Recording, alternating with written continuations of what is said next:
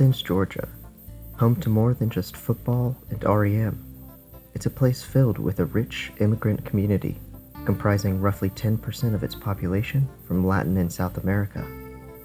They share a bond between them and a love of food, of home. Maria de la Paz Fernandez immigrated from El Salvador in 2009 and has called Athens home for the past year and a half. She came to Athens escaping domestic violence and has made a life here, selling pupusas. When I was abused, I was alone. Because I left my abuser, I didn't have money. I was sleeping under bridges. From practically almost nothing, I began making pupusas as a way for me and my son to survive without having to have someone else take care of him. Because I was afraid my abuser would take me back to Mexico, kidnap me.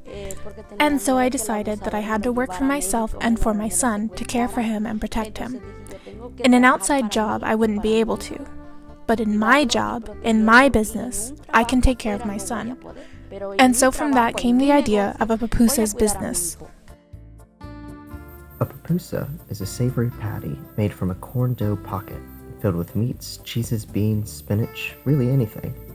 Marie even makes one filled with pepperoni, pineapple, and cheese.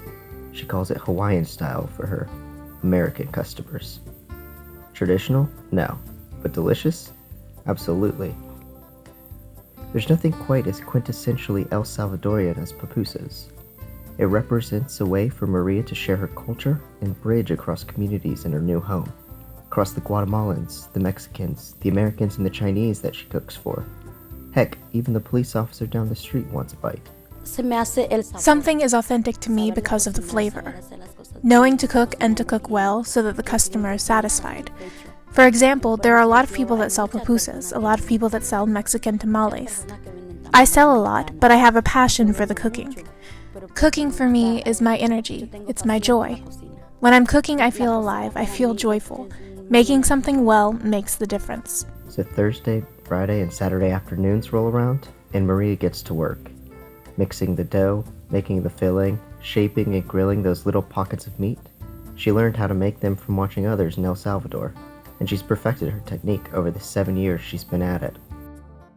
Normally in El Salvador, you make them with 3 people. But I learned to do it very quickly by myself because I don't have anyone to help me.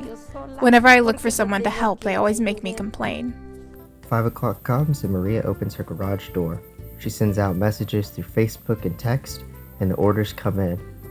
She makes her business work by pushing food out from a plastic folding table in her garage, serving whomever wanders in at similar tables and seated on plastic lawn chairs.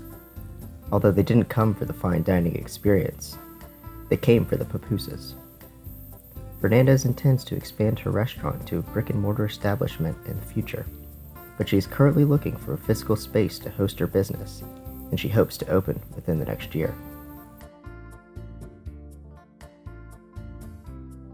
I don't want to have a life of slavery to be working. I want to be with my kids and enjoy my kids.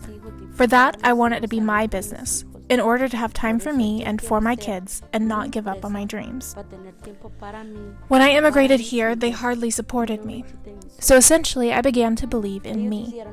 They told me I couldn't be here in the United States, that you need a lot of money, that I was crazy.